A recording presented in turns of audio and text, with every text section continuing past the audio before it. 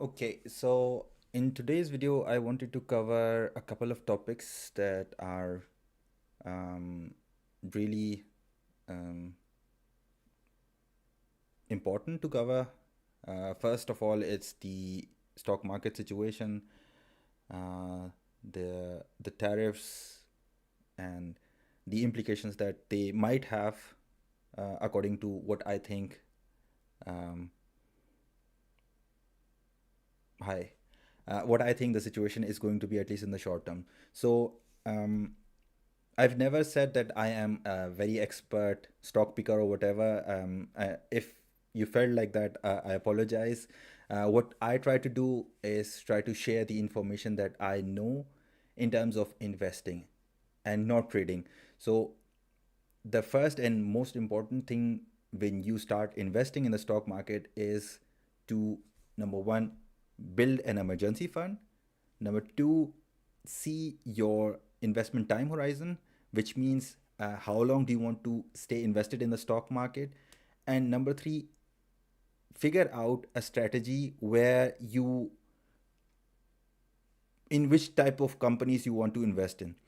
The easiest option is to invest in the index funds or ETFs which are available. I've shared many of them in the past. And if you want to do stock trading, or if you want to invest in individual stocks, then it's a totally different thing which needs a lot of time, a lot of attention. um, and it has a lot of different factors which need to be considered when you are investing in individual stocks. So let me just share my scalable capital portfolio with you right now and show you how it is performing before I continue with this discussion.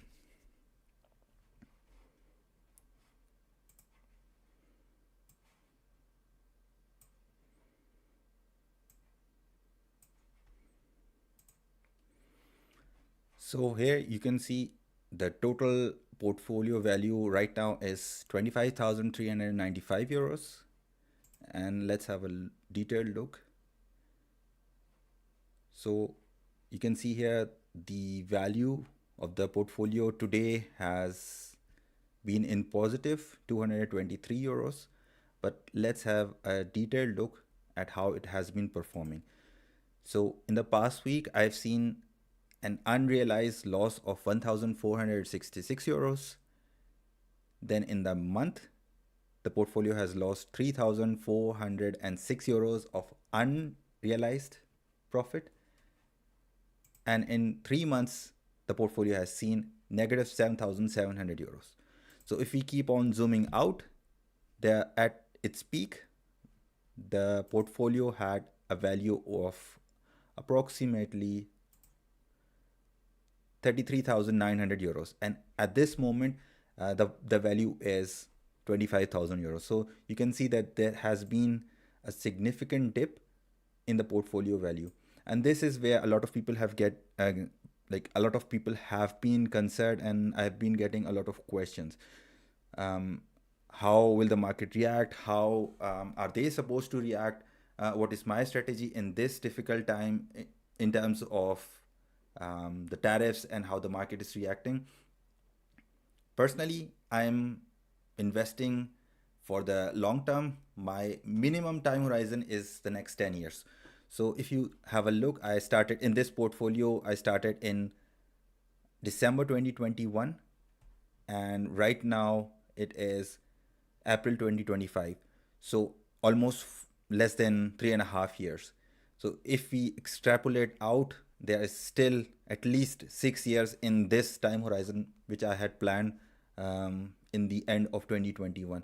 So based on this, it's a small blip, and I haven't changed my strategy. So let's have a look at the individual stocks and the whole portfolio in total. So as you've seen in my previous updates, I have one ETF, which is the S&P 500 Information Technology Sector ETF. Then I have individual stocks, which include Apple, IBM, Microsoft, Caterpillar, ExxonMobil, 3M, AbbVie, and this Solventum was a breakaway or a daughter company from 3M Co, which was I think 6 or 5 months ago. And then in cryptocurrencies, right now, I have Bitcoin and Ethereum. So previously, I was also holding Solana, which I sold on the 3rd of April 2025. Um, so this was an investment that I had made a long time ago. With this, I think I had a profit of about 200 plus euros. I'm not exactly sure. The reason for selling this thing was that I had a lot of profit in this crypto and I did not want to follow Solana. So that's why I just sold it. And I think in my portfolio, I'm happy with Ethereum and Bitcoin. Another thing that I did was I had stopped the savings plan for Bitcoin and Ethereum, mainly because I want to try and have a look at another platform. So I'll be investing more in terms of cryptocurrencies in that platform. So I'll make an updated video in the next 3 or 4 weeks, or maybe a month, to inform you what I'm doing, how I'm doing in terms of cryptocurrencies. So going back, I have kept on investing the 250 euros in the individual stocks and the 50 euros in the ETF, which I had been investing since the last couple of months. So my strategy is again the same. I'll keep on investing in the ETF or the single ETF and the individual companies. Um, for beginners, it's best that they start and keep on investing with ETFs because it takes less time to do individual stock research. But at the end of the day, it depends on what kind of ETF you like, what kind of market do you like, etc., etc. But at the end of the day, the best thing is that you diversify. Now, there might be people who would say right now it's the time to sell everything. They might be right. There are people who say now is the time to buy the dip. They might also be right. Um, if I had a magic ball, if I was able to predict the market, I would have been the richest person on the world, which I'm not. I'm similar to most of you guys, so I cannot say when the market will go lower, when the market will go higher. I can only uh, make my own strategy and either keep on following that strategy or make some changes in that strategy. That's it. So I wanted to share another graphic. This is the return of the S&P 500 since 1930s. So you can see here there have been very big plus years and then very bad negative years. So the stock market always behaves in a positive or a negative behavior. If we look at the history, let me just since let's say this graph is showing the data since 1928, you can see that there are points where the market went up, when the market was down, and so this is non not adjusted for inflation. So if we adjust this for inflation, you can see here that there have been times where the market dropped and then the market recovered, then dropped. Obviously, you can say that there were times or there have been times where the market has stayed somewhat flat. So you can consider this time frame, this time frame. That's why it's important to measure or at least set up an investment time horizon. The longer the time horizon, the better the chances for the market to recover, even if there has been a fall. Let's say if someone started investing in the early 90s and right after the crash of 2008 or 2009 in this matter, where the bottom of the stock market was, even then you had some gains. But if you increase the time horizon up till now, let's say from the bottom of the market, from here till here, it still has seen a growth. But as I say, as no one can time the market, it's very difficult. But at the end of the day, it depends on you how you invest, in what kind of companies you invest, and uh, how much time horizon is it in your investing philosophy. So I just wanted to cover this as a basic and just say that for according to some people, it's a great time to start investing when there is a market dip, And if you believe that, you can start buying the dip. If you believe that the market would go even more below what it is right now, you can stop and you can reassess. But another graphic that I wanted to share is that you can miss some of the biggest days in the stock market if you try to time the market. If you just have a look at this graphic where it is sharing if someone invested €1,000 in 2003 2004 and then they missed a certain number of best days in the stock market, their stock portfolio would have these kinds of implications. So in many cases, it always depends on your philosophy. How much risk have you taken? Have you diversified enough? And how much risk are you willing to take? For some people, going -1% is more than their appetite. For some, 10%, for some, 20%. But at the end of the day, you have to decide how much appetite can you have in terms of risk. So it depends on you, right? So let's have a look at some of the comments regarding this thing.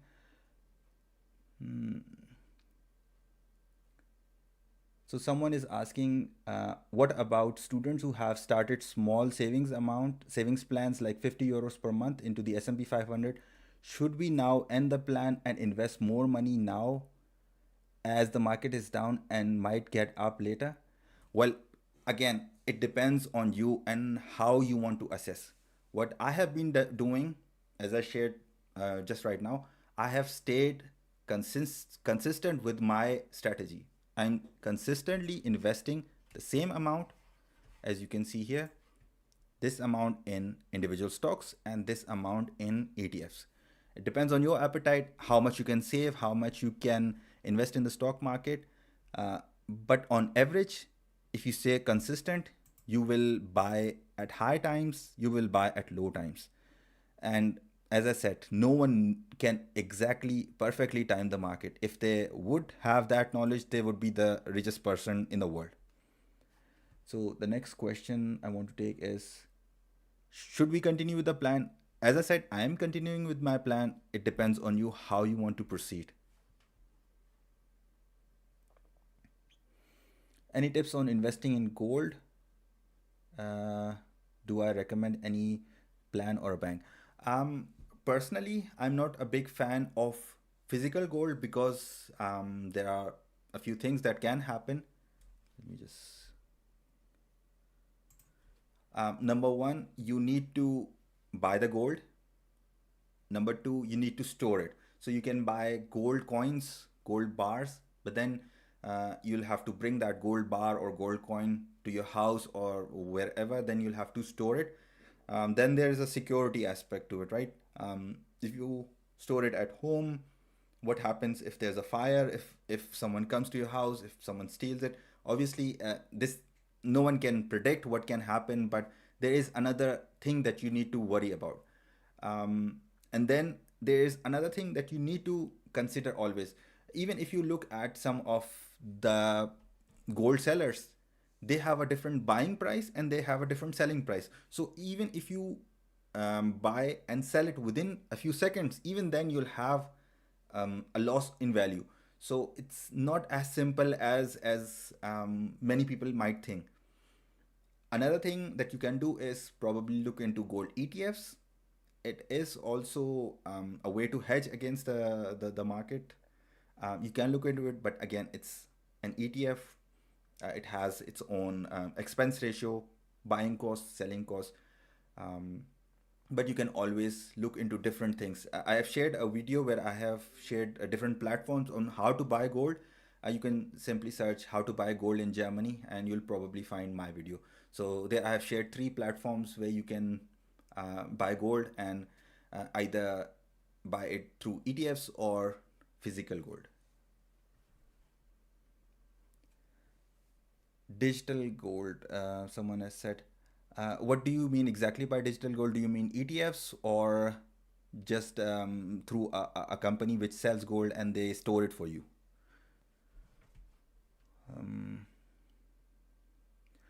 So what's the difference between having a portfolio with Scalable Capital itself and Bader Bank? So usually what happens is these new brokers or new banks, when they start, they collaborate or team up with banks who are allowed who are allowed to open this investment account for you. So previously, or let's say 2 3 years ago, when Scalable Capital, not when they started, but 2 3 years ago, they had a collaboration with ING Bank. So everyone who had an account with Scalable Capital, the management was done through Scalable Capital, and then the account was actually opened with ING Bank. So the stocks or the securities were bought through Scalable Capital and stored and modified and saved in ING Bank. So I think 2 years ago they changed this collaboration from ING Bank to Bader Bank. So the people who had an account with Scalable Capital and their securities with ING Bank, their account was simply transferred to Bader Bank. So this was the main holding for the Scalable Capital securities account. And then right now they have their own license, so they are now allowed to open a securities account with the name of Scalable Capital. So right now they have two options, Scalable Capital and Bader Bank. You can continue with both, but in a few months they will convert all of those or move all of those accounts which are with Bader Bank into Scalable Capital. So in a few months you will not have the two different options which you can see here as well in my account. So let's just go back. As you can see here, the Scalable Capital option and Bader Bank. So in a few months this will be moved or removed, I don't know exactly, but there will be only one option available. So at this moment I don't see any difference or any issues that you might have. Okay, how long have you been investing with Scalable Capital, and what do you think about Nvidia stocks? With Scalable Capital, as I shared, my first investment was in, I think, I opened account in I think December 2021. So I have been with them since December 2021. With individual stocks, it's difficult to say how an individual stock is going to perform. There are multiple things, multiple aspects to consider. Um, just yesterday, there was news that Nvidia needs a special kind of permit for them to sell the H20 chips to China, which they made specifically for China. Now at this moment they don't have any permits to buy this thing, so that's why there is a huge dip, or at least there was a huge dip yesterday in their stock. Again, it's a developing situation. No one can exactly say which company is going to thrive, which company is going to survive in the next few days, because there are a lot of different aspects, different things happening, and things can change within 24 hours. Just a couple of days ago, the market was going down, and then there was news that the tariffs are going to get paused for 90 days. Um, the stock market got up huge 10 12%, and then there was a news that this is not being considered and it's a fake news, so the market dropped again. Then after a couple of days we found out that this is actually happening, so the market went up again a few points, more than 10 points or so, depending on the company. So it's very difficult situation to assess individual things. And as I said, it's very difficult to assess individual stocks. So Nvidia, it might go up, it might go down even further if there's even more regulations against the chips. And again, no one knows. Personally, I don't have this individual Nvidia stock, and in the foreseeable future, I don't plan to individually invest in Nvidia. So that's my personal opinion. Your portfolio is heavily concentrated in tech. Not only that, yes. So this is something that I have shared in multiple videos. Um, this is something that is not recommended for beginners, for sure. So the first thing is that I am heavily concentrated in the US, and after that, I think more than 90% of my portfolio is in purely technology stocks. So this S&P 500 ETF has, again, Apple inside it, most likely IBM, Microsoft, and Yeah. So these are the companies which are already in the S&P 500 ETF, and then I have individually invested in these companies.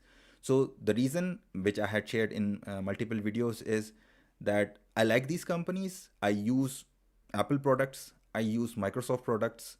Yeah, right now these two things, and I follow IBM a lot, mostly because of their quantum technology. So these things I like, I follow, I do a lot of research in these things. That's why I took these individual stocks. The reason for the S&P 500 IT sector ETF is, again, I know a lot, or not like most people. I'm very interested in the IT sector, so I can to some aspect follow the companies which are in the IT sector. With Caterpillar, ExxonMobil, 3M, and AbbVie, I also have done some research. I try to follow up on these companies, but honestly speaking, I don't do enough research on these topics or these companies. Theoretically speaking, I should do what I preach, say what I, but yeah, again, no one's perfect. So probably in the future, I might sell off these companies, or I might do something else. But you are totally correct. I am heavily concentrated, number one, in US stocks, and number two, even within that, the information technology sector. I was thinking of rotating into some European stocks. Here you can see that in my watch list, I have Merck. I'm also looking into Sanofi and a couple of other European stocks. Um, I'll have to do some more research on it, and but most likely in maybe the next month, I would go more a little bit more in European stocks, Merck, Sanofi. Maybe I really like what's it called? The I am having a brain fart right now. The developers of Wegovy and semaglutide. Um, it's a medical company. Maybe I'll make a video, not exactly on that specific topic, but I'll most likely, when I invest, if or and when I invest in those companies, I'll update you in that as well. So as a beginner, as I said, it's better that you, number one, don't specifically stay in a sector. It's better that you diversify more. But again, it depends on your own appetite, the things that you like, the things that you do research in, your risk and stuff like that. So ideally, it should be a very diversified portfolio, not specifically towards a sector, not specifically towards a country. Uh, so yeah, so this was the point that I wanted to discuss in terms of the stock market. Next, what I want to discuss is the, if you have any other questions with the stock market, you can ask me here. Maybe if I've there are a few questions that I haven't seen. Let me just have a check here. Mm, let's see. Mm, so defense company stocks will boom in the future. What I believe, yes, they would. They have been growing very quickly since the past couple of months. Let's have a look at one. I don't know why it's not working, but I think Rheinmetall has been blowing up since the past couple of months. See, so Rheinmetall in the last even 6 months has seen a growth of more than 200%. And yes, there will be a lot of investment in these kinds of companies, but um, I won't say what kind of companies you should be investing in, what kinds of companies you won't be investing in. But personally, I don't like to invest in such companies. So I won't be personally doing any investment in such companies. But I think these companies do have a lot of potential. And looking at how the European governments have been reacting to the situation right now, there would be a lot of growth at least in the next couple of years when it comes to defense stocks for sure.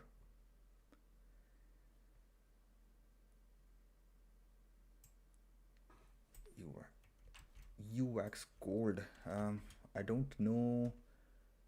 Is it available on Scalable Capital? Deutsche Börse. Let's have a look.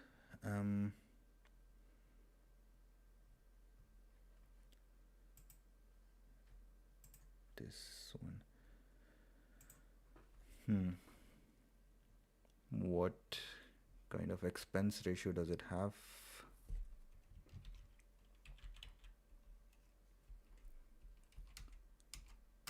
Personally speaking, I have never looked at this ETF.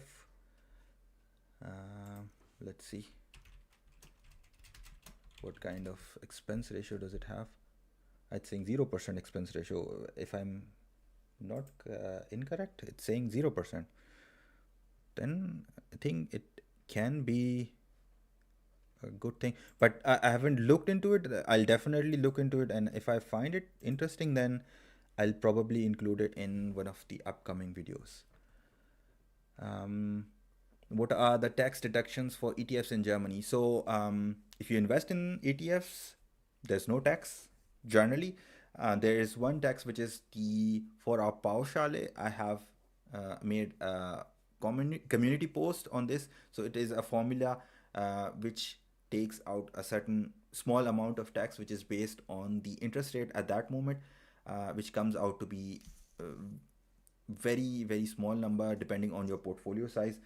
You can have a look at the formula to calculate specifically for your investment size. But other than that, you are only taxed when you sell your investment, and on profits there is a 25% and 5.5% of the 25%. So at the end of the day, it's going to be 26.75% if you live in West Germany. So it's this amount on the profits only. So let's say if you buy Apple stock for 100 euros, then you sell it at 200 euros. So you have a profit of 100 euros. And on that profit, you'll have to pay 26.75 euros. Apart from that, there is a tax-free allowance of 1,000 euros per person. So if you are unmarried, you'll have this 1,000 euros of tax-free profit bracket. So you'll fill out this bracket, and after that, any profits will be taxed. Below this amount, you won't be taxed.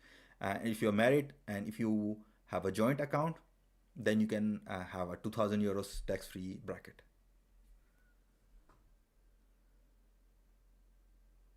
How can I tell if a stock is good or an ETF is good for the long term? Again, it depends on multiple factors. There needs to be a lot of things um, that have to be considered before you buy individual stocks. So it's difficult to say if a stock is worth it in the long term. But for many beginners, it's quite easy to figure out what kind of ETF could be better. So if the broader the ETF, meaning the more companies, the more countries it covers, the less the risk there is, and the less, relatively speaking, potential for growth. So if you look into, let's have look at the IT sector ETF, which I have here.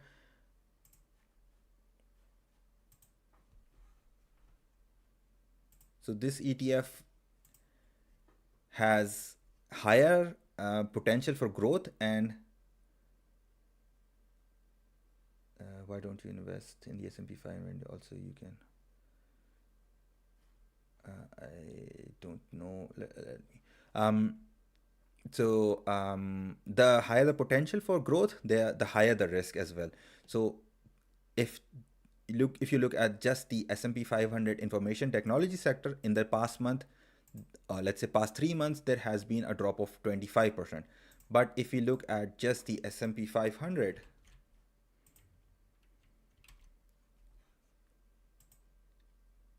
in the past 3 months, it has dropped about 19%.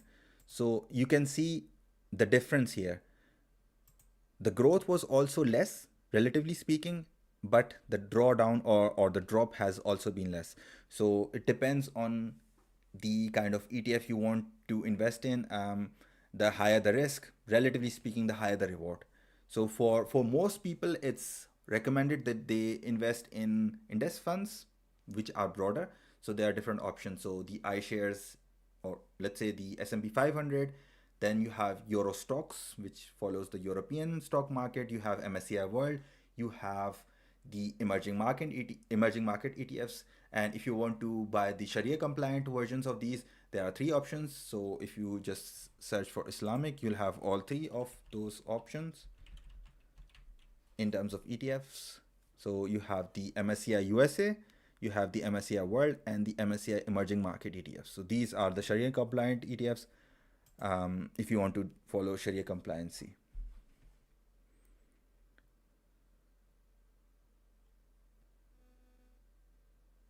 So I don't know which was the first questions. My portfolio is heavily concentrated in tech. Not only that, you are even investing in the individual. I think I answered this question already. Again, S&P 500, yes, it's a good option, but as I said earlier, I like technology companies. I do follow them on a regular basis, so that's why I was investing, and I'm still investing in those companies. And again, individual stocks, I follow those specific companies. That's why I have individually invested in them as well. Um, there's another question asking if I would talk about the range of expense ratios that I would be considering favorable. The lower, the better. Uh, as you can see here with the S&P 500 ETF, the expense ratio is in the zero point 0.0 something. So this is very good. Anything below 0.1 is absolutely great.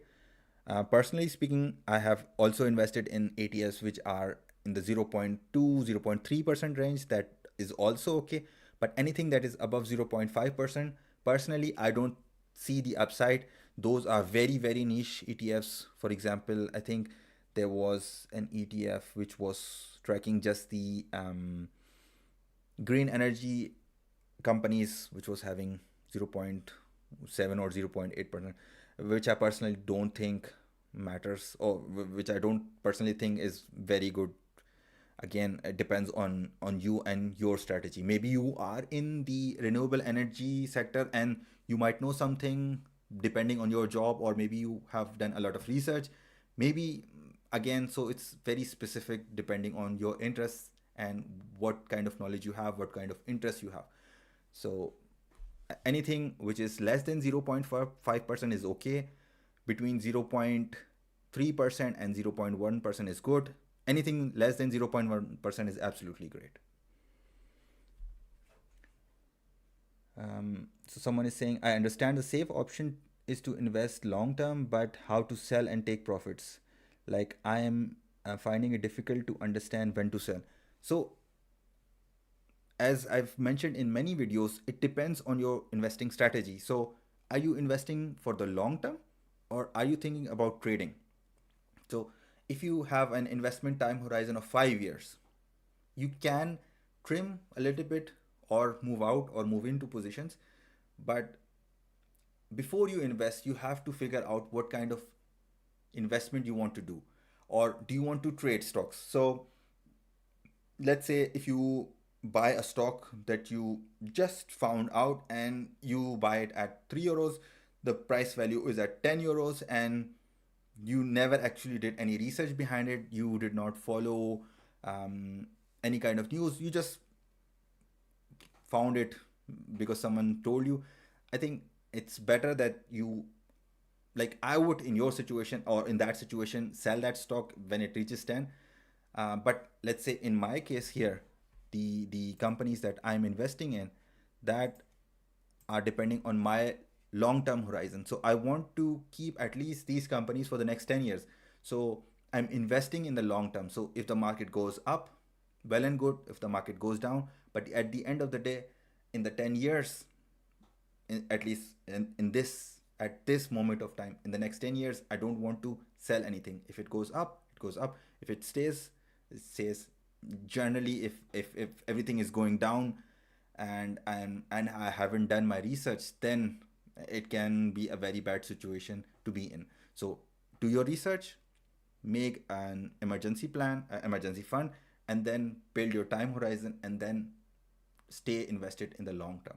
So in your case, it can be that you had an investment time horizon of 5 years. You got into your 5 years, then you have to rethink your situation. Do you want to invest in the stock market? Do you want to buy something? So let's say, let's take a scenario. If someone is starting investing right now and they want to decide their investment time horizon. So let's say a good option or one of the options would be to build a time horizon of 10 years. So from right now, in 10 years, you would, theoretically speaking, if you have good savings rate, you should be able to save 30, 40, 50,000 euros. And then if you have invested every single month consistently in the stock market, that 30, 40,000 should be in the 50, 60,000 range. So a next step could be that, okay, 10 years have passed. Now I have 70,000 euros. Let's take out half of it or a certain amount of it and then put that money in as a down payment for a real estate property, right? It could be something. So you have your initial investment, which was grown into something. You took out half of it in 10 years. You put that half into a real estate property. You kept this small amount running, and then the next investment on a monthly basis is going to be your mortgage. It could be something. Or another option is, again, you had 10 years. In 5 years, you said, okay, I'm done with Germany, I'm going to leave and I'm going to another country. So then your strategy changes. So it depends on your individual situation and how you see yourself in the next 5, 10, 15, 20 years. For some people, something like, let's say they invested for 10 years, they had 100,000 euros in the stock portfolio. It has grown from 50,000 to 100,000. Maybe they were lucky. They did not sell anything and they said, okay, from this point till the next 2 years, I'm going to build cash position. This cash position is going to be my down payment for my house, maybe for a rental property, or for your own home, their own home. And they buy this based on their next few earnings, and they keep this 100,000 euros in the stock market, which is growing and growing in time. So as I said, it depends on your individual situation.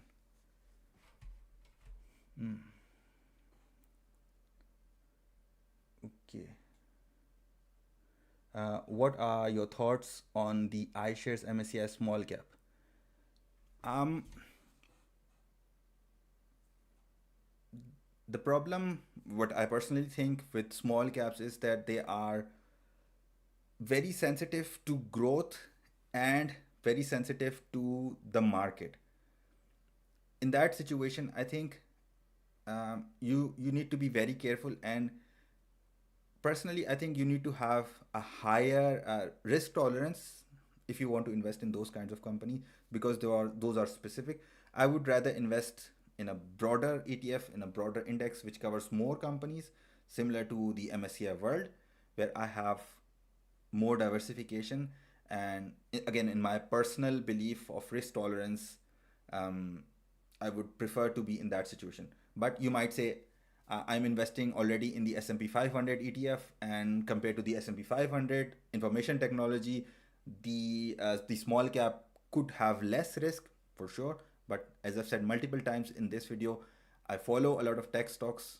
I follow a lot of technology, so that's why I'm happy to risk, because I do follow those companies. So it depends on your appetite, depends on your interest and what you want to do.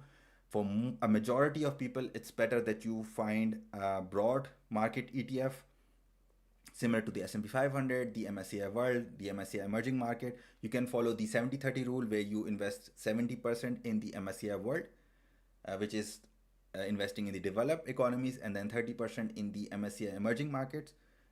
Or you can do a 50-50%, or if you want to have a single ETF, you can invest in the all world ETF, which is covering the developed economies and the emerging economies. So it depends on you and how you want to proceed.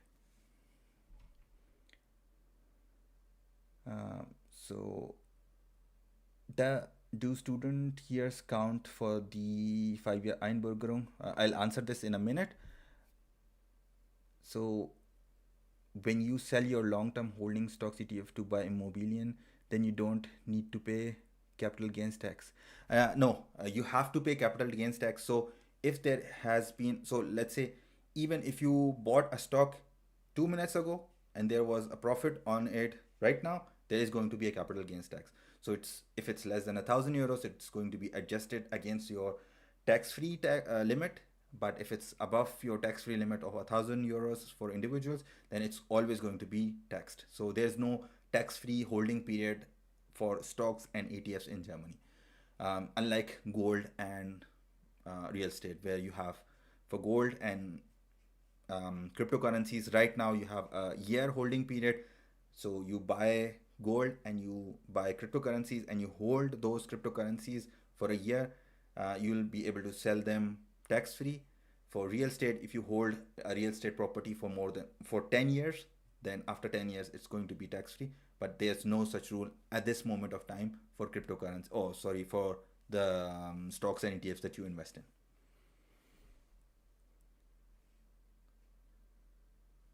Okay, so maybe let's move to the topic of jobs, citizenship, stuff like that. If there are no questions on the stock market. Okay, so ah, is trading 212 better than scalable capital in Germany? Uh, I have been using trading 212 on the side just as an experiment. I really like it. The pi function is amazing, but the issue is that it's not a German broker, so you need to be careful because you'll have to consider the tax implications. You'll have to um, do the tax paperwork on your own. So you'll have to take those things from the European, also from the UK department, or the department that's handling trading 212, and then add that information individually or on your own in your tax return in Germany. So it can be a hassle for some people. I'll most likely do this thing this year, so I don't have personal experience right now, but I will be doing it in the next couple of months. So I'll probably make an update, or I'll probably include it in one of the videos in the upcoming future. So at that time I'll have more information, so I would be able to share how I had done the taxes for trading 212.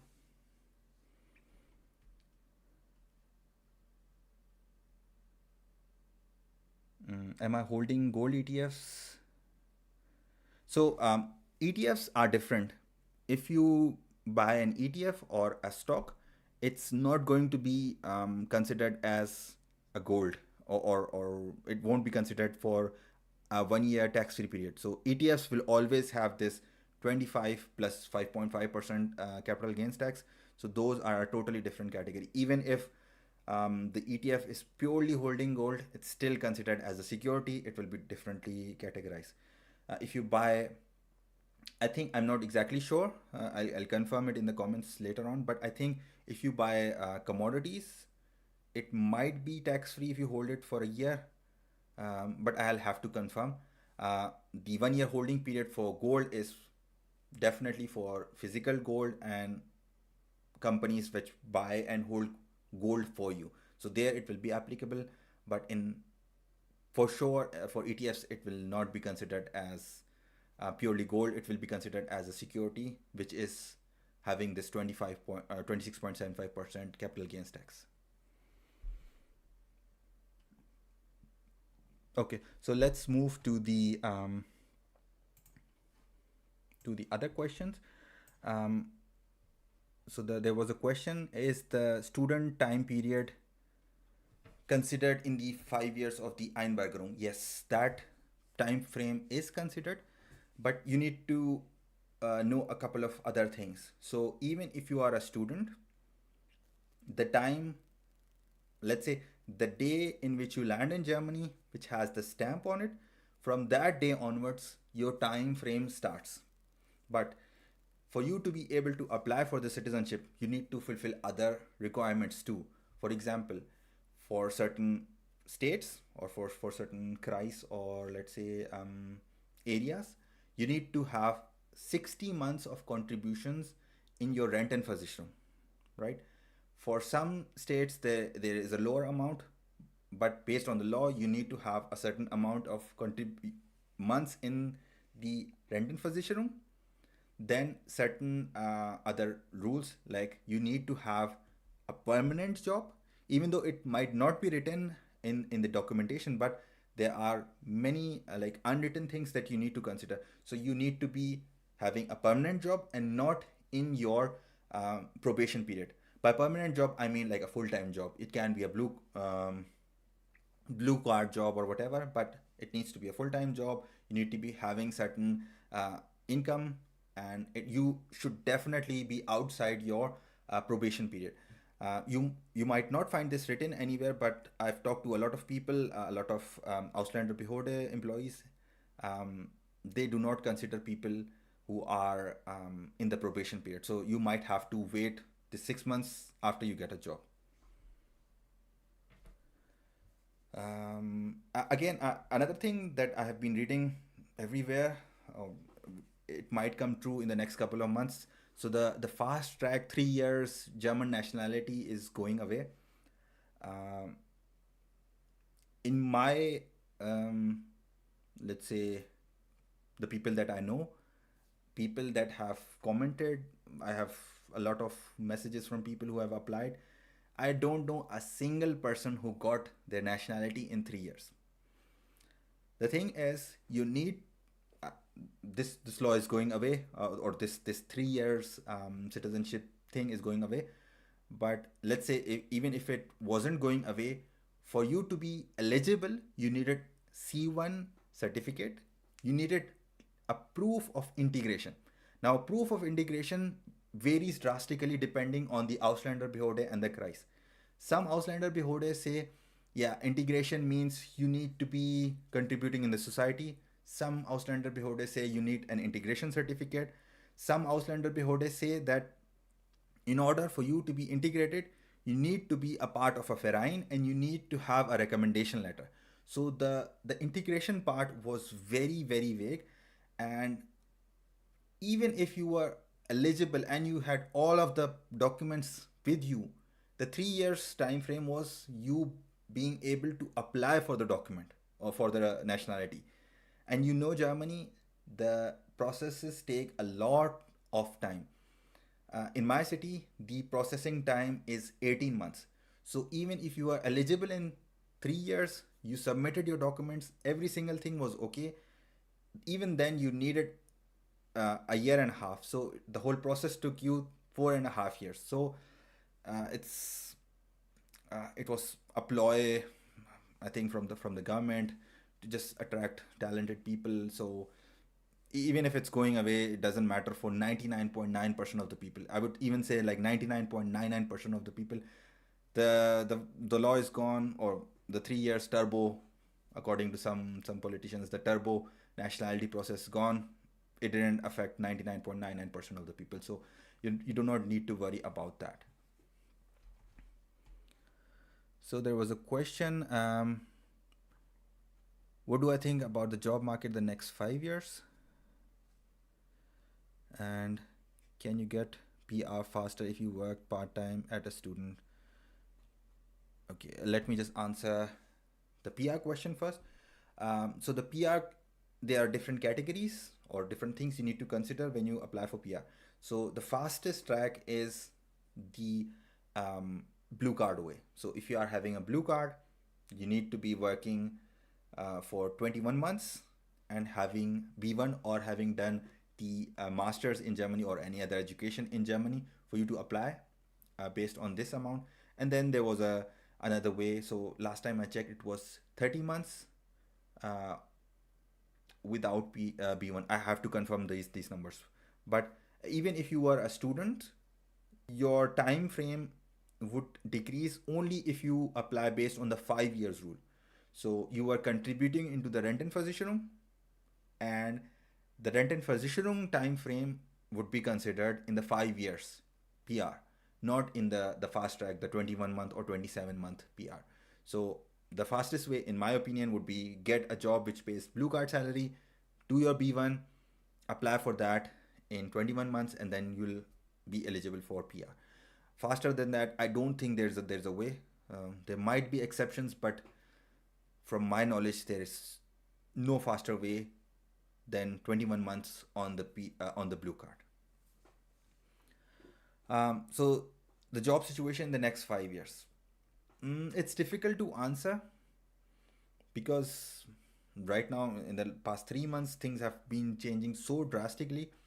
But at the end of the day, if you are a foreigner in Germany, the one and only thing that should be on the highest priority list for you is learning the German language. I've said this in a video, I think in my previous video on jobs in Germany. Someone who is having C1 level, not the C1 certificate, C1 level. So they would be in a better situation right now than someone who has zero German knowledge and even has a PhD. That's my personal opinion. I might be wrong, but from what I see right now, it's a different situation. Now, when I said C1 level, I know a lot of people who have C1 certificate, but their level is not C1. Honestly speaking, there are people who can give really good exams, and their level might not be that good. I can say from my own personal experience, I gave the B1 exam, and at that time I knew my personal level was not B1. Actually, I gave a really good exam. I prepared for it. I tried the tricks and how you can give a good exam.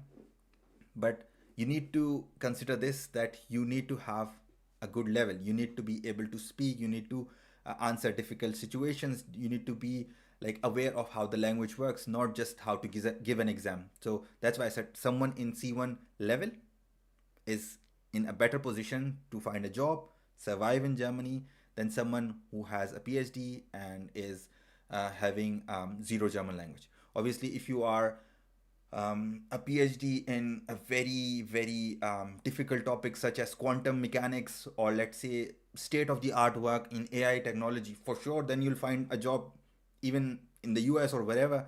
That's a different thing. But in general, let's say if you have a PhD in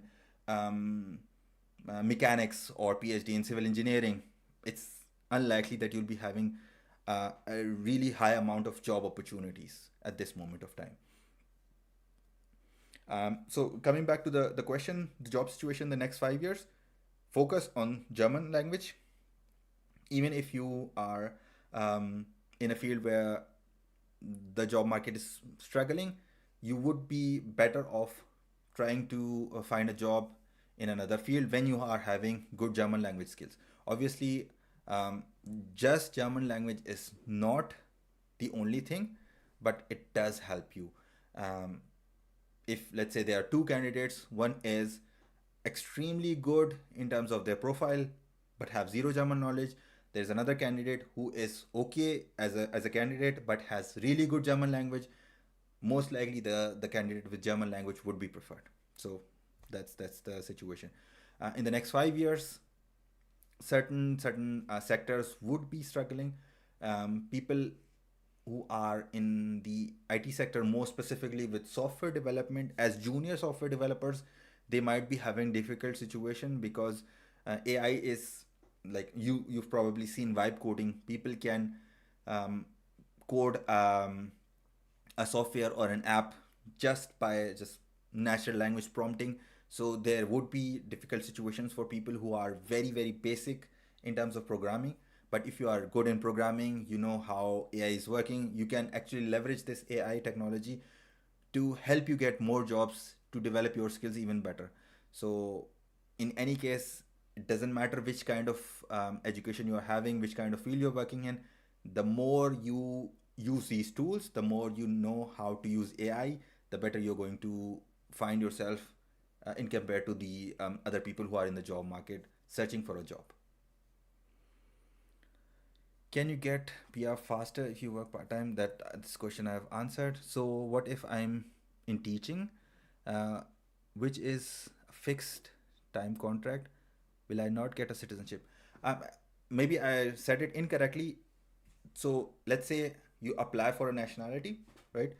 So let's say today is the 17th of April, you apply today, and in your document it says that you have a contract for the next 2 years, then most likely it will be accepted because your uh, process for the nationality would be over by then. But let's say if you apply right now and you have a fixed contract till the middle of next year, then it's unlikely that they will accept this thing. So it's better that you have a permanent contract, or at least if you have a permanent, if you don't have a permanent contract, it's for multiple years. So you need to keep that in mind. IT jobs, yes, people are struggling with IT jobs. It's a difficult situation to be in, but as I just mentioned, you need to learn the tools that are like replacing Einsteiger or the starting jobs for freshers. So the more tools you learn, the better equipped you would be. Um, I don't think AI will replace your jobs. People who know how to use AI will replace your jobs. So you need to be the person who knows how to use AI and replace. It's a morbid thing to say, but you need to be someone who is knowing how to use the AI to their advantage and leverage that in order for you to find a job. Um, 50 years ago, 60 years ago, there were telephone operators who were physically switching from one line to another. It was one of the biggest employers for women in the world. A lot of women were doing those kinds of jobs. After a time, there were no jobs for those kinds of people. New jobs emerged. So let's say like 20 years ago, there was no such thing as an influencer. Like this thing that I'm doing right now, there was no such thing in like before 2005, even like in the early 2010s. So new jobs will emerge, new things will emerge. The only thing that you can do is learn new things, learn new tools, use the new tools to your advantage to stay ahead of the market. Okay. Switching student visa to job search visa. How many hours am I able to work part time and full time? So, if you are switching from regular student visa to this job search visa, you can work full time. Um, the normal work regulation, so 40 hours a week, and in certain situations you can also work 50 hours a week, but then you'll have to reduce certain weeks in the year. But at the end of the day, the maximum allowable time is 48 hours a week. So in that, part-time jobs or full-time jobs, you would be able to work in those time frames. But in 99.9% of the cases, you will not get a visa extension if you are working a full-time job which is not related to your education. Some cases might be like it might be a gray area that you had some kind of education which might overlap with this kind of job. It can happen, but for a large majority, let's say if you did bachelor's in engineering and you're working for RD full-time job, even though you earn like 5,000, 6,000 euros, which is not possible, but let's say in your situation you are earning this much amount, even then a lot of Ausländer Behörde would not convert your uh, job search visa into a blue card or a full-time work permit. So you need to be careful in what kind of work you do. So a lot of Ausländer Behörde asked for your job description. I had a friend who did bachelor's in biomedical engineering, and he got a job as a software developer. Even in his case, they refused to give him job search or job visa because he did his masters in biomedical engineering and he was finding a job as a software developer. So he had to ask his employer to say biomedical engineering software developer, everything obviously in German. So but even in his case, he had to get this document written, and then the Ausländer Behörde accepted his document and gave him a visa extension into a work permit. So it depends on the Ausländer Behörde. So please be careful in that aspect. Um, so I have a German citizenship, but I live in India for almost whole my life. I am doing BCA here. After degree, I will come to Germany and So if you have a German citizenship and you're living in Germany and you'll come to Germany after your bachelor's degree, probably you'll have B2 certificate language proficiency. um, yeah, the job market is difficult. Even if you have a German citizenship, if you cannot speak proper German, if you cannot understand, it's going to be very difficult. um, like, put yourself in someone's shoes, right? So let's say if you are living in India and in your region you're speaking Hindi, right?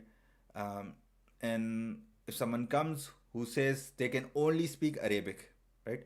Even though it's an international company and they can speak in English, the probability for them to gel with you and work with the people in that area just in English, it can happen. Obviously, India, Pakistan, Bangladesh, Sri Lanka, we have a lot of emphasis in English, but here in Germany, it's a very difficult situation to be in. Even if you are in bigger cities like Munich, Berlin, Hamburg, even then it's a difficult situation to be in. You might get a job, but there is very limited growth probability, and it's going to be quite difficult if you just have low level of German language skills. So please be careful in that aspect as well. IT jobs, I've discussed this in detail. It's a difficult situation right now for people in the IT sector. Someone asks, can we do odd jobs for 40 hours per week on job search visa to cover our living expenses, or just 20 hours?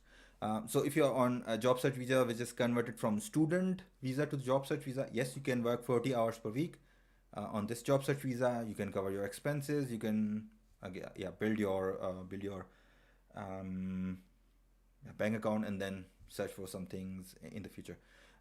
In one of my videos, I mentioned that for a lot of students, it could be beneficial when they convert from their student visa to a job search visa if they don't have some money in their bank account, to first work 1 or 2 months, maybe 3 months full time in other jobs which are not related to their field, if they do not find those jobs, so that they can build some cushion. And then based on their situation, maybe they can work 20 hours a week and then search for jobs 20 hours a week, or however they feel comfortable. But yeah, theoretically speaking, you would be allowed to work 20 hours per week or 40 hours per week if you are converting from student visa to the job search visa. But for people who are coming on the opportunity card, it's a different story. You are only allowed to work 20 hours per week, because the goal for that visa is for you to search for jobs actively and work part time, and not work full time and don't search for a job altogether. Okay, let me have a look.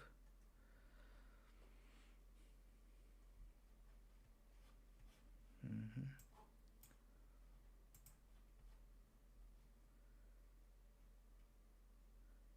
Okay, so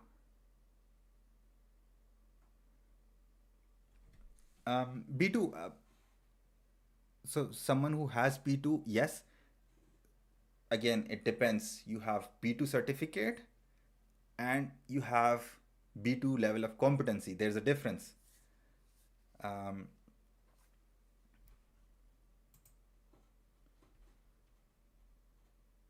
I don't know if there's something wrong. So if someone has B2 level of competency, then yes, it would be, let's say, sufficient to get a job, to start something. But if you have just a B2 certificate, you can have an A2 level of German language, and you can still find or be able to pass this B2 certificate or B2 exam. So you need to be very aware of your language competency, and not just rely simply on the exam certificate. Can we also do an internship while on job search visa after graduation from university? Unlikely. A lot of so the problem or the issue with practicum is usually it's going to be a full time contract, And even if you are a student, there is a problem, because if you do a practicum, most employers would be saying that they would not pay you an hourly basis. So let me give you an example.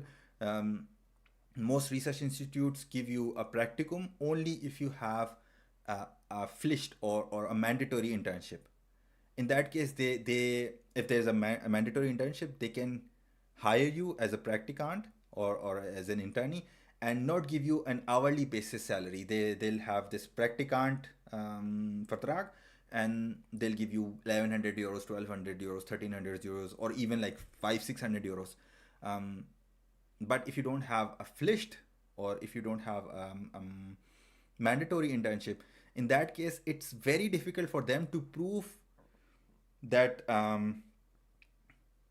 for very difficult for them to give you a contract which is like 6 7 8 to 1200 euros. In that case, in most cases they'll have to give you at least 12 50 euros, which is the Mindestlohn. So in most cases you will not find a practicum in that way. And if you are on job search visa, it's even difficult because you're not a student. So they might give you a VEC, not even VEC student. It's again, it's difficult. Some people might find a loophole if you are very good, and they might need you, or you know someone in the company who would like give you a benefit. In that case, you might be able to find a practicum and get a VEC student, a Vertrag, and they'll hire you. But in almost all cases, I don't think it's possible at all. Okay. Does one need a blocked account in job search visa? Yes and no. Some Ausländerbehörde, or some Kreis, or some regions, they do ask for a blocked account. Some they do not ask. Um, there are ways. For example, if you find a sponsor, or ask someone to make you a Verpflichtungserklärung, this can be covered instead of a blocked account. There is also a document which you can send back to your family back home. They can sign it, and it might also be considered in some Ausländerbehörde.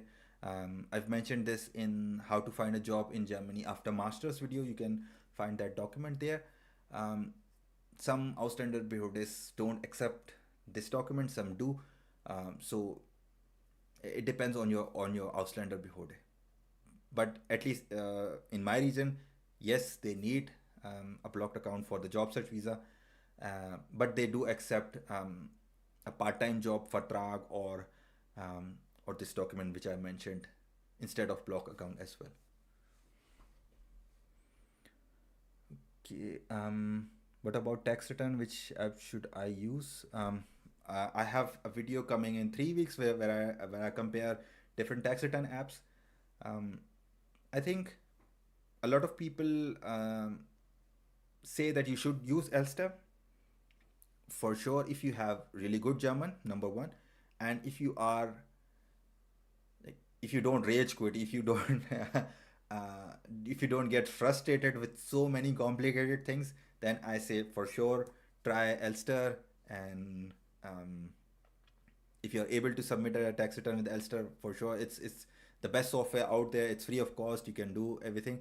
Um, when I tried this software, like I wanted to do it for free. I did it for free.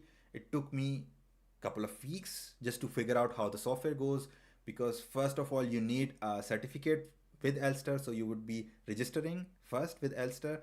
Then you will get a key which is going to be sent physically to you per post, and you'll also get a key which is sent to you per email. So you need both of these keys in order to generate a certificate. So this can take you between 1 to 4 weeks just to create a certificate. Once a certificate is created, only then you would be able to log into Elster. Once you log into Elster, you have so many different kinds of forms. And once you figure out, I have a video on this topic if you want to follow this step-by-step guide, but it's not considering every single scenario. But even then, you figure out what things you need, you follow the steps, then it's going to take you a lot of time to figure it out. But if you are really good in German language, if you can survive the complicated linguistics which are always concerned with finances, then for sure Um, as I said, I did my first year with Elster, but since then I have not done anything with Elster. I follow Wundertex. It's a paid app, mostly because it helps me do the taxes for my selbstständige Arbeit, so this YouTube thing. So it's easier for me to add the main job that I have plus this thing. It's easier for me to do that. But there are other apps, for example, Steuergo, Smart Steuer, tax fix, so many things. So I have a video coming on this topic where I discuss these things in detail. So it depends on you. But for most cases, I would say it's better that you do tax software. You can add those expenses in the next year's tax return, so it's not lost money. But at the end of the day, it depends on how complicated your case is. If you have an extremely complicated tax case, then I would recommend that you search for VLH plus your city name, find a tax consultant near you, and send all of your documents to them and have your case discussed with them. So that way, it's easier for them to handle your case.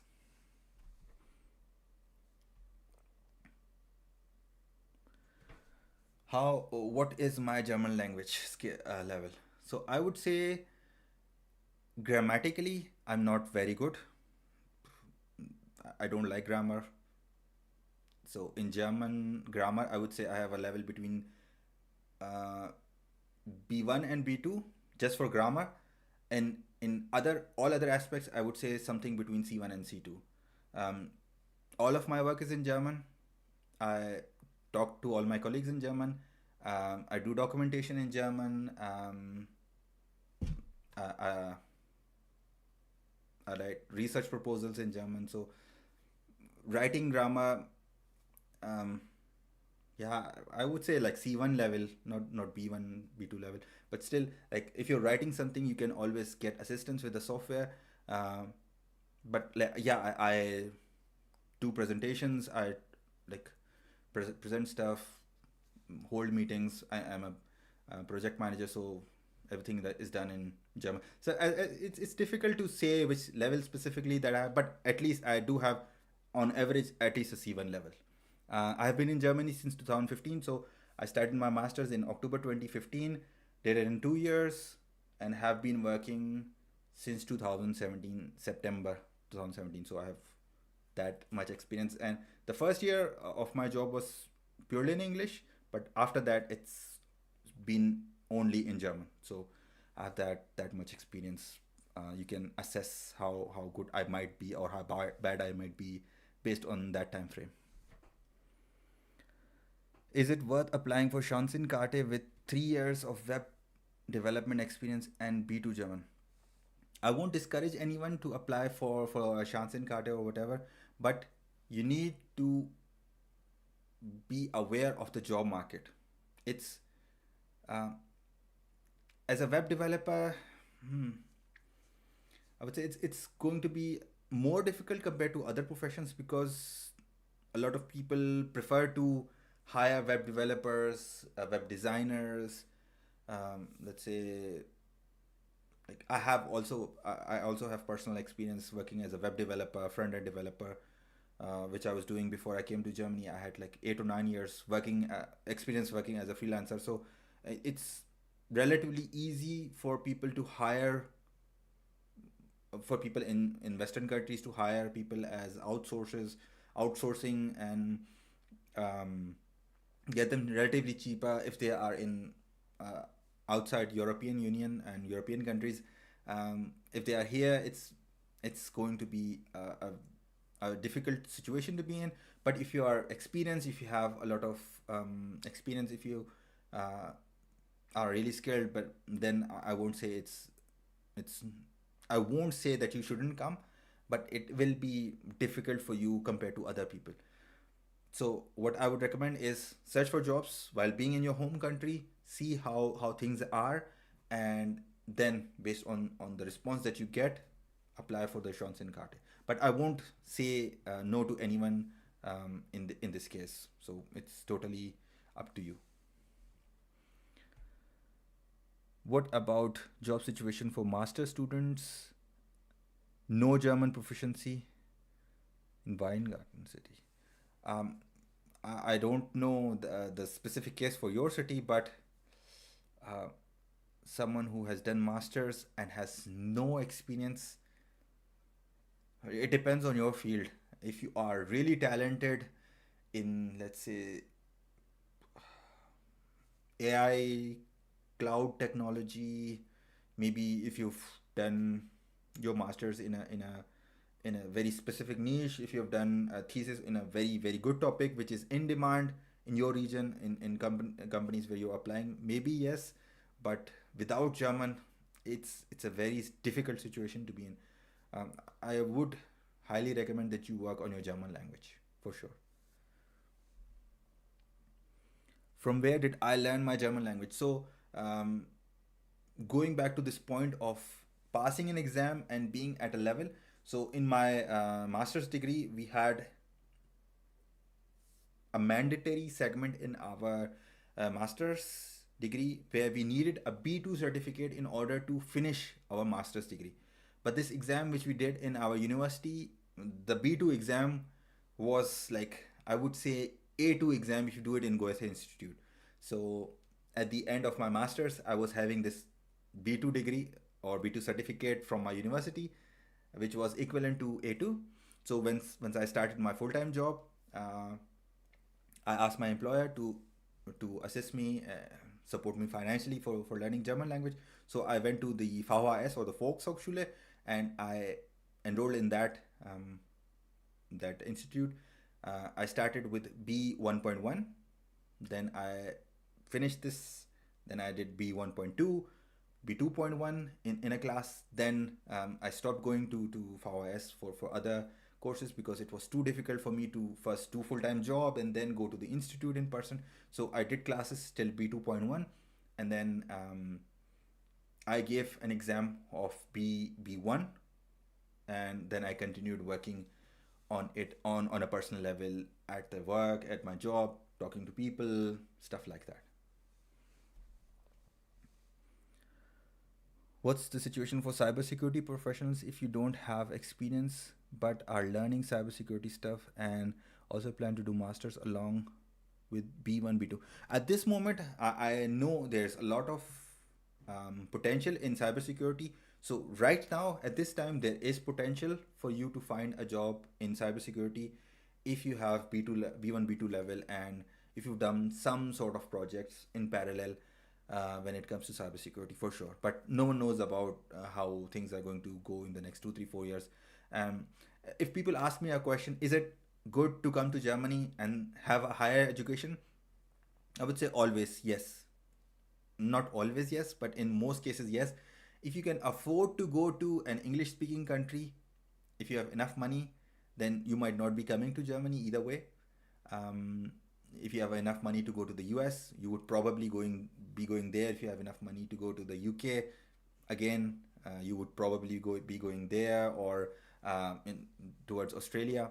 It depends on you. But if you like a course in Germany, or if you are generally not able to afford these 3 or 4 countries, then definitely you would be getting a higher education which is almost free of cost. Some universities have like 3 or 4 thousand. I think only TUM has, in terms of public universities, only TUM has a fee, and Baden-Württemberg has a semester fee of 1,500 euros. Other than that, there's no fee apart from this nominal 200-300 euros per semester.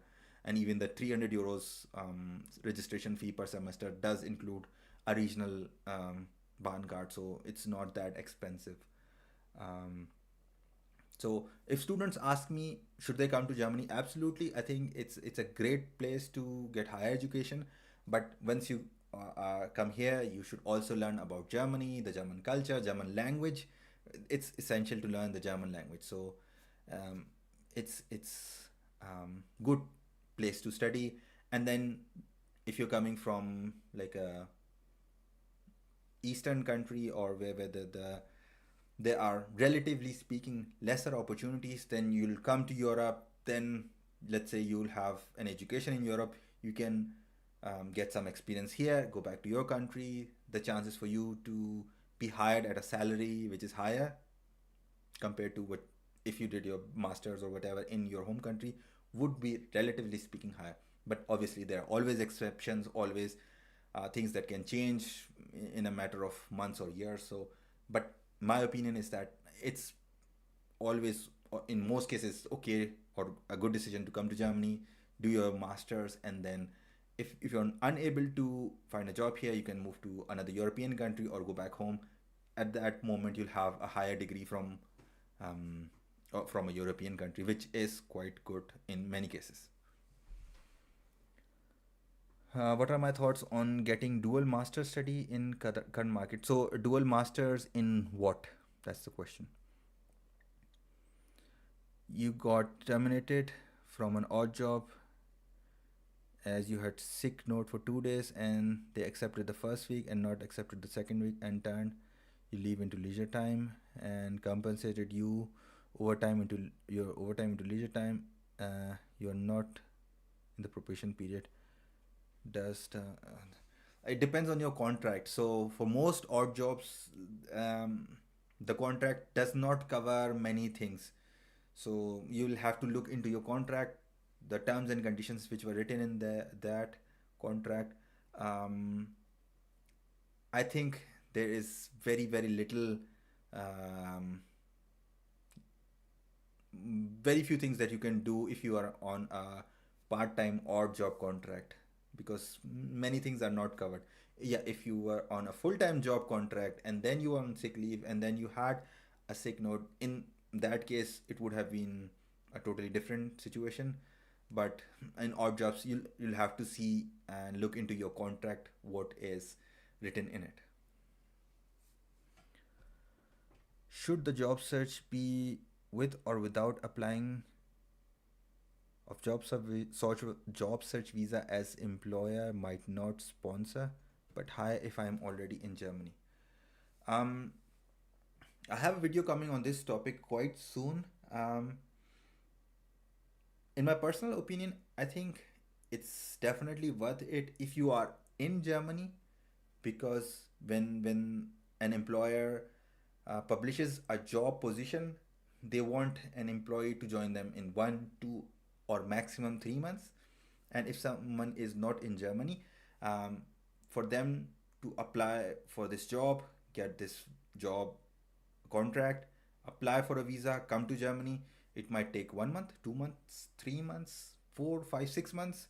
Things can change in between. So from what I think, from what I've gathered, employers definitely prefer someone who's already in Germany compared to someone who's coming from outside Germany.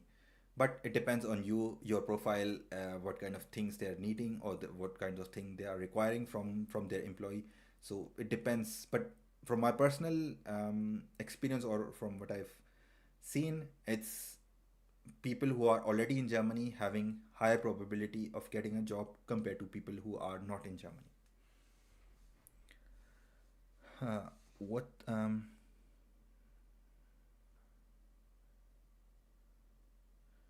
dual electrotechnic and IT after doing bachelor's here, also in electrotechnic and IT. Yes, I think those two are really good. If you've done bachelor's in Germany and are thinking of doing masters, so the question is, did you do it in English or German? If you did it in German, then you should, depends on what you want to do, but it's better that you search for a job and try to find a solution where you would be able to do a master's and job in parallel. There are certain options available. Um, if you just ask for this IT and electrotechnic, yes, it's a good option. What's my opinion on a friend lost his job on blue card and the Auslander Behörde took his blue card and gave him fixion for 8 months as he had a good bank statement. He also told me it can be further extended. Um, okay, yeah, there's no standard thing between Ausländer Behörde. There's no standard thing between different provinces, federal states. So if they took his blue card but gave him a Fiktionsbescheinigung for 8 months, so this means he has an option to find a job in 8 months. Generally speaking, from what I've seen, people who lose a job who were on a blue card, they get between 3 to 6 months. So if you consider those things, 8 months is very good, and him getting an option of it getting extended, it's also a great option in his case at least. But this is not the norm for sure. Mostly people get between 3 to 6 months depending on the Auslander behode. Uh, why is the current job market very bad? There are many things. So you can point to, yeah, the bureaucracy, um, Germans being slow in reacting to things, um, the COVID pandemic, then the war in Ukraine, then bad policies. There are many things you can point to. Then in the recent times, the tariff situation.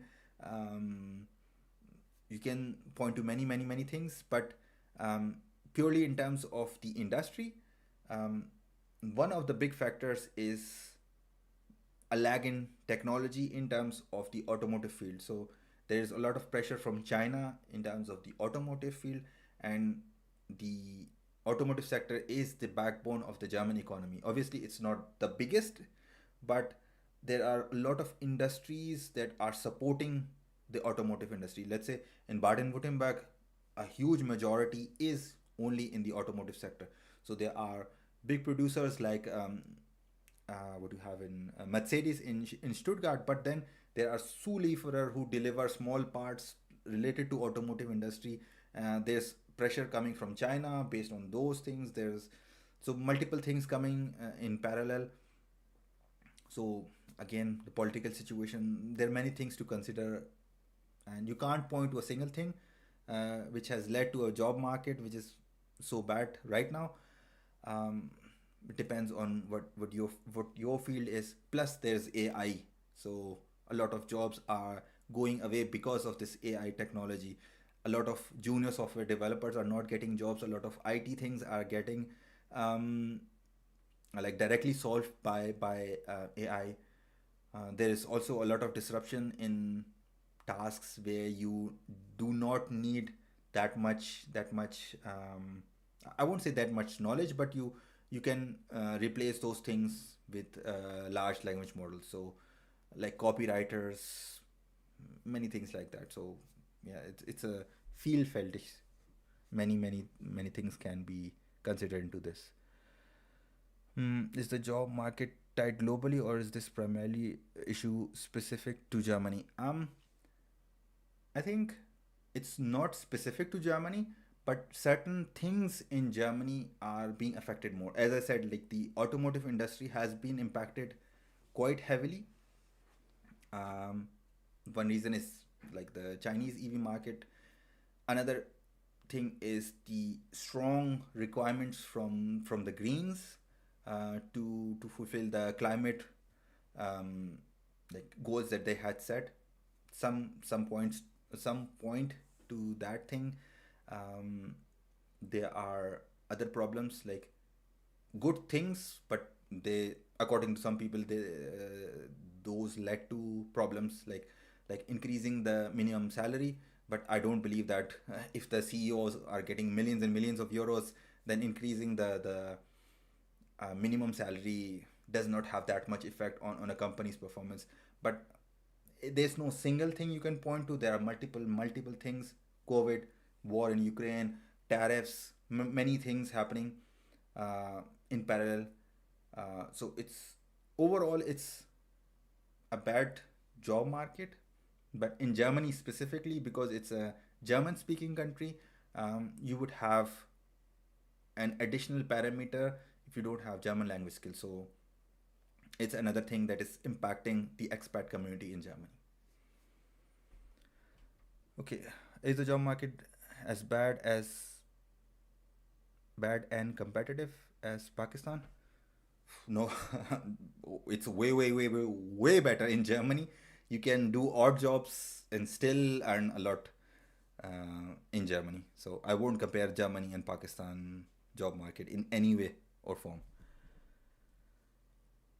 Um, what's my opinion on moving to Germany if you learn German up to?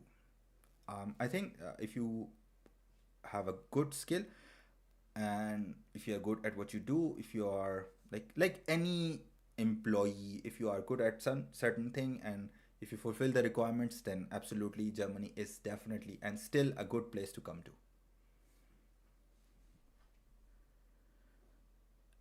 Okay, so there was um, as a German speaking Indian student doing bachelor's in electronics and IT. I think if you are having good German skills, I won't say that you should do something, but probably look into searching for a job and searching for a master's in parallel. If you are able to find a job, then you can ask your employer to reduce the hours so that you can work and study in parallel. There was a student in my research institute who came and he did his bachelor thesis with us, and then he found an employer and found a job based on his um, bachelor's degree. But then he asked his employer to reduce his hours and that he could do a master's degree in parallel. And this master's degree wasn't requiring him to like join full time. So that way he started a master's degree and was doing full time like field related job. So maybe you can look into something like that if it's possible.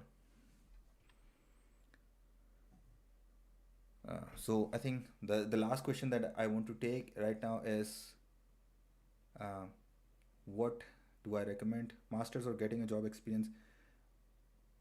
It depends. Like if you're getting a good job, or let's say if your field is requiring you to have a master's or a PhD, then it's better to go that route. But if you're young, you can start with a job, get an experience, and maybe instead of doing a master's in your field, like let's say in your case IT and electrotechnique, maybe you can get an experience, and then maybe in the future if you want to do an MBA and like change that route. It depends on you and your situation. In if I were in your case, if I were in your shoes, I would prefer to first do a job, get some experience, because I already have done my bachelor's in Germany. I have good German language skills. I would do a job, get experience, and then maybe in the future I would look into doing a master's or PhD.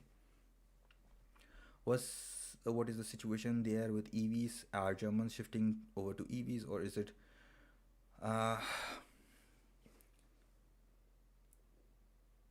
there is a negative sentiment towards Tesla for sure. I've seen, but I don't have the statistics right now to give you accurate data, whether or not Germans are moving away from EVs, moving away from Tesla.